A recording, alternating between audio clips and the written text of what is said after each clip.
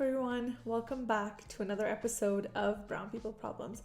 I'm your host Nikita, and we talk about unique experiences and stories of BIPOC individuals, especially brown individuals. For today, I'm here all by myself, just me, myself, and I, to chat a little bit about what it looks like to raise a feminist daughter. Now, one thing I definitely want to share before I get started is that I am not a parenting expert.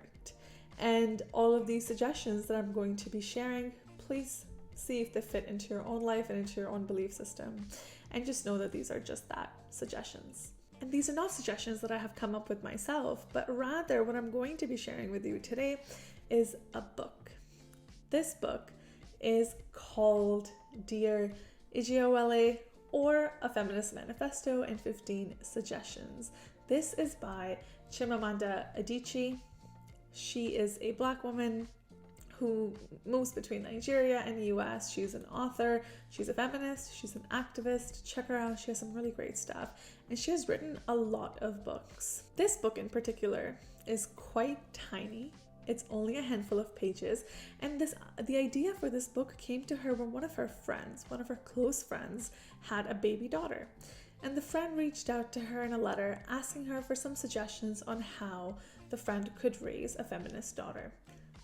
Hence the name of the book, and that's when this idea was born. I've had this book for a number of years, and as I have read this time and time again, I have found it really applicable to a lot of the messages that brown women grew up hearing. So if there's any brown women listening to this right now or watching me, please comment below if any of this resonates with you, because it certainly did with me as a young brown woman growing up. I've decided to divide this into two parts. So of the 15 suggestions, today I'm going to be sharing with you the first 7, and in the next episode, I'll be sharing the remainder of them. As you're listening to this, as you're engaging with this information, I would encourage you to reflect on if any of these fit your experiences. And if they do, or if they do not, I would still love to hear from you in the comment section. The very first suggestion that Chimamanda shares is really just to be a full person. Now, I know this sounds quite mundane, or it can sound very simplistic, but she talks about how as women, we often tend to over-identify with motherhood, and we just solely define ourselves by the identity of being a mother. And so her first suggestion is to be your full self. It talks about how your child will likely benefit from seeing you as someone who has different ways of exploring and living and fulfilling their purpose in life. And I found this one right off the bat to be so interesting, because when I reflect on the larger community, the South Asian community, and I hate to make generalizations, this is not a generalization, but when we look at the larger community, I think a lot of us can think of many, if not one, woman who has felt like she's solely confined to this identity of motherhood. And so maybe they found themselves stuck between a rock and a hard place, where a woman might want to continue working after having a child, or really value her career, but then also feel like she's neglecting part of her motherhood. She talks about how motherhood and working full-time are not mutually exclusive, and that really resonated with me, because the larger narrative that I think a lot of women have to grapple with as they reach their late 20s, early 30s, mid 30s is, what do I value more? Do I value starting a family more? Do I value career progression more? And this is where that dilemma starts for so many of us. I really like how here she talks about give yourself room to fail, that it's okay to fail. You are not going to know every single thing as a new mother, and that's okay. It's still okay to do your research. It's okay to ask for help. But I think women in general just put a lot of pressure on themselves, and being a new mom, that just comes with a whole slew of more pressures and expectations from others around us, but really also ourselves. I'll share with you a quote directly from the text. She says, quote, "Please do not think of motherhood as doing it all. Our culture celebrates the idea of women who are able to do it all, but does not question the premise of that praise. I have no interest in the debate about women doing it all because it is a debate that assumes that caregiving and domestic work are singularly female domains, an idea that I strongly reject. Domestic work and caregiving should be gender neutral, and we should be asking not whether a woman can do it all, but how to best support parents in their dual duties at work and at home. Unquote. I thought that was really beautifully said. Language here really matters, right? Because how we talk to women about this stage in their life, this journey in their life, can really either add to a lot of pressure that they feel or take away from it. Suggestion number 2, do parenting together. Now, I thought this was a lovely piece of advice because when I reflect on South Asian experiences, a lot of what I have seen women in my life do, mostly the role of parenting falls on the woman. And now because they carry this pressure to do it all, like we talked about in the first suggestion, they can unknowingly now diminish the role of the fathers when it comes to parenting. I like in the book how Chimamanda Adichie says that the husband should be able to do everything that biology allows, which is everything when it comes to parenting except for breastfeeding. That's really it. And I thought, I laughed a little bit when I read that because I thought that actually makes a lot of sense. They're able to do every single thing. So I think this really calls on a lot of women to keep their sense of perfectionism in check. I don't know if anyone listening really resonates with this, but I think a lot of women carry this pressure, like we said, to do it all, do everything right, do everything perfectly, which is just such a huge burden. That sounds like a lot. That feels like a lot. And so following this suggestion may actually call a lot of women to be cognizant of their perfectionistic tendencies. How are they showing up? Are they showing up? You know, do they want everything done their way when it comes to the father parenting or doing stuff around the house? Or can you swallow that perfectionism a little bit? Can you get some distance from it and just let the other parent figure out their own process here? In this suggestion, she also talks about sharing childcare equally. Now, equally doesn't have to look like a clean 50-50 split. It just has to look like equal consideration of both partners' needs. And I thought that was a really nice way to look at this, because in a relationship where there's a true sense of equality, there isn't much room for resentment. Suggestion number 3, the idea of gender roles. And she talks about how gender roles are total nonsense, and to teach your daughter that the idea of gender roles is total nonsense. She talks about how we should not tell young girls ever that they can or cannot do anything just because they're a girl. A great example here is cooking, that I think I see a lot in South Asian cultures as well, where cooking is a practice that's just automatically assigned to the woman. And so when young girls grow up internalizing these messages, it just makes them, less likely to question it. We can also take a step back here and examine how this idea of gender norms and gender roles really starts to come about at a very early age, where a lot of toys and gifts and things for a girl may be just pink or involve dolls, but they will never be pink for the boys, right? And they will have those traditionally more masculine qualities to them, which then only reinforces the gender roles that we're trying to be wary of here. I'll share a quote from this suggestion here. Quote, "If we don't place the straitjacket of gender roles on young children, we give them space to reach their full potential." Unquote. Absolutely. I agree with this. Gender roles can really put people in these boxes, right, of what is right or wrong, acceptable or not acceptable, do's or don'ts, and that rigidity doesn't foster a lot of authenticity. That rigidity fosters a lot of need for approval, but not a lot of authenticity. The author here encourages us to look at girls and measure them not on a scale of what a girl should be, but measuring her on a scale of being the best version of herself. Because when we teach girls to hide certain parts of their identity, their values, we're really teaching them silence, right? And this is really interesting because gender roles are just so deeply conditioned in us. This type of messaging is everywhere around us. It's deeply conditioned into the loved ones in our life, the books that we read, the shows that we watch, what we observe out in the world, the type of media that we consume, that it can be really hard to unpack all of this. And it can be hard to not follow them, especially even if it goes against our true desires. Suggestion number 4, reject the idea of feminism light. This is essentially the idea of conditional female equality. Now, this is interesting, the way that she conceptualized it. It's something that I had thought about before, but she really helped put the right language to it.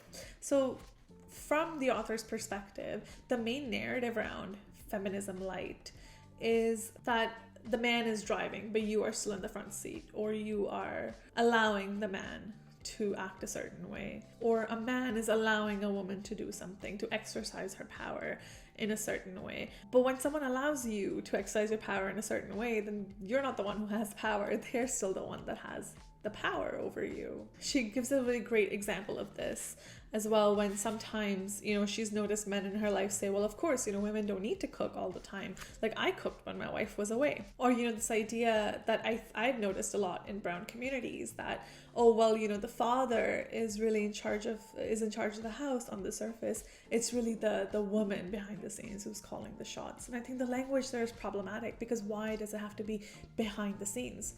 Why does it have to be nuanced like that? You're either a feminist or you're not. There's no in between here. And everyone's version of how they relate to the idea of feminism can be different. But when we start to include this language of behind the scenes, or allowing, or have this narrative around, I think men should also cook. Like, I cooked, my wife was on vacation. I think, again, that makes their participation in this very conditional and very infrequent. I think a lot of us have also maybe observed this in our brown circles, right? We'll go to a party and we'll see the uncles, sort of sitting around and saying, yes, things are so equal now, and it's important to share the housework and things like that. And that can really give you this illusion of equality. But then it's the same people, same uncles who unfortunately, don't get up and then clean the kitchen when the guests leave, or they don't take initiative to serve the guests like the women will. And so, the purpose of this, sharing this, is not to villainize any people in our communities, but to help us think a little bit critically, that are we really seeing what we think we are seeing when it comes to change? Suggestion number 5. Teach your daughter to read. Now, this seems like a really simplistic one, but this is so powerful. And the author specifically talks about books that have nothing to do with school, because books will help your daughter understand life, question life, get a critical understanding of what goes on. And as an avid reader myself, I'm just biased, but I think reading can be helpful for everyone, right? It really helps you, especially reading fiction. It really helps you step out of your own individualistic experience and see other people's experiences and perspectives as well, which is super powerful in developing empathy and compassion, not just for ourselves, but for others. Suggestion number 6. Teach your daughter to question language. Language is where a lot of prejudices live. Our beliefs live, our assumptions live, right? And language is how we communicate them. So language is performative. What we speak matters, and how we speak it matters as well. There's a really good example here in the book, and I would like to read it out to you. Quote, "A friend of mine says she will never call her daughter princess. People mean well when they say this, but princess is loaded with assumptions of a girl's delicacy, of the prince who will come to save her, etc. This friend prefers angel and star," unquote. That I thought was a really powerful example.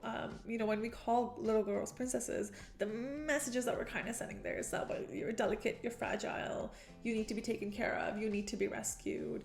And those can really get internalized and start to construct the sense of identity. Another really relevant quote here, quote, "Teach your daughter that if you criticize X in women, but do not criticize X in men, then you do not have a problem with X, you have a problem with women," unquote. And for X here, we can insert terms like anger, ambition, loudness, stubbornness, right? And I think when I read this, I really reflect on what a lot of brown women learn as young girls. A little girl talks a lot, then she's really bossy, but we don't call boys bossy on the playground. We call them leaders and we call them assertive, but we call girls bossy or clever. And I thought this was a really nice way to capture that if you have a problem with bossiness, then you should be criticizing it in both boys and girls, not just in girls. Suggestion number 7. Never speak of marriage as an achievement. Now, this is something that I could go on and on and on about. I think this is what a lot of brown women grow up hearing, right? Things like, if you've gotten so dark, who's going to marry you? Or if you act like this, no one's going to marry you. Or what are your future in-laws going to say if they see you act this way? There is this constant emphasis on your life after marriage. I think a lot of the cultural teachings are also around, well, after marriage, you can do whatever you want. And if this resonates with any of you, please, I want to hear your comments on this, because in my personal experience and experiences of those in my life, this has really felt true. I think there's absolutely a shift in our culture where there is quite a bit of focus on female empowerment. Parents really want their daughters to get educated, be successful, be ambitious, and those are all really lovely steps in the right direction. But often that can be laced with seeing as a means to an end. So higher education, unfortunately, oftentimes can be seen as a way to enhance your value in the marriage market and not much else. And so the problem, happens when we teach girls to aspire to marriage, or constantly have that in the forefront of their minds, but we don't teach boys the same thing. So you automatically have this inequality when you grow up, because it's the same girls who marry those boys, right? If we're talking about a heteronormative situation. But then you have one half of this relationship, a person who really values marriage and it's really been assimilated into their belief system. And you have the other half that really hasn't had to think about it to this depth. Then it makes sense how in our culture and brown cultures, we see women sacrifice a lot more, right? Because they have constantly grown up with this narrative of marriage, successful marriage is an ambition, is an achievement, is something to work towards. And while a healthy partnership, a successful quote unquote marriage is a really healthy part of life, right? Don't get me wrong, a fulfilling relationship, there's nothing wrong in wanting that. But I think the message here is when we make our girls really preoccupied and laser focused on this being a solution to their problems, or this phase being the one where they can live life or travel or, be authentic. And I mean, this is not just something, in my opinion, that is constricted to the brown culture. I even just think about how generally in the world, men, the prefix before their name always stays Mr.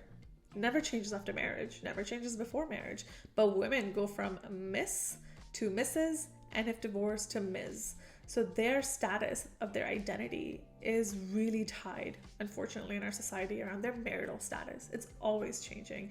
And then not to mention the whole conversation around changing last names, which I think is a totally different conversation. Speaking of name change, Chimamanda Adichie, in this suggestion, she talks about how she's had some friends make the comment, well, you're successful, so you can keep your last name. Or women who are doctors will choose to keep their last name.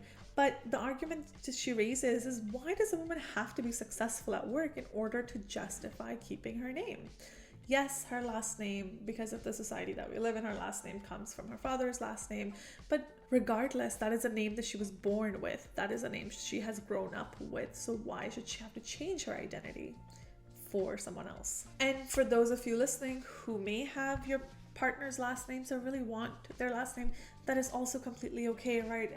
Because there isn't one way to go about this. I think what the author is trying to say here is that everyone should have the choice.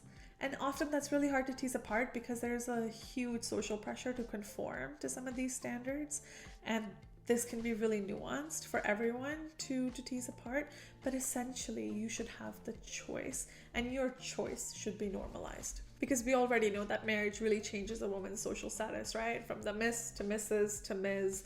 And this is just another layer of that. So that's it. Those were the 7 suggestions out of the 15 that I wanted to share with you today. So again, to recap, first suggestion is to be a full person.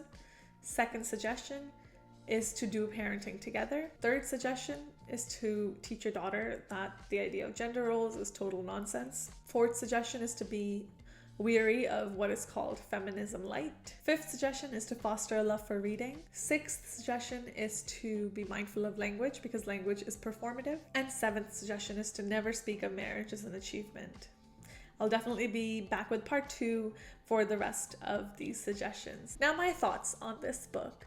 Obviously, like with any material that we're reading, we're consuming in any modality, it's really important to engage in some self-reflection, right? And some critical thinking. So a lot of you may not agree with every single suggestion, and I think that's okay. A lot of you may not even be parents, so you might even be thinking, why am I listening to this? Why am I watching this?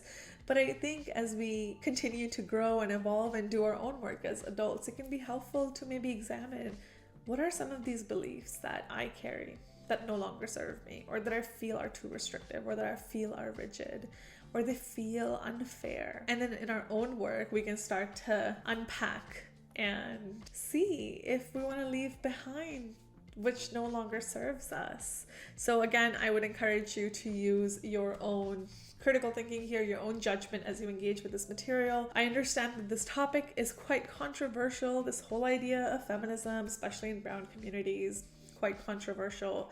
So I would be open to anything that you have to share with me in your comments. But again, please know to engage with this material mindfully, and to know that there's no pressure for you to conform to all of these suggestions either. But it is important to practice critical thinking, active reflection, and practicing mindful judgment. If you like this episode, please communicate it to me by either liking this, leaving a comment, leaving a nice review. It would really help me out. It would really help me create more episodes for you. And I will see you in my next episode. Please stay tuned for our disclaimer. The guest and the host of Brown People Problems do not offer individualized therapeutic advice, and our conversations should not be interpreted as such. This podcast is not a replacement for therapy. This podcast exists for educational and information purposes only. Please consider your circumstances and engage with the content mindfully.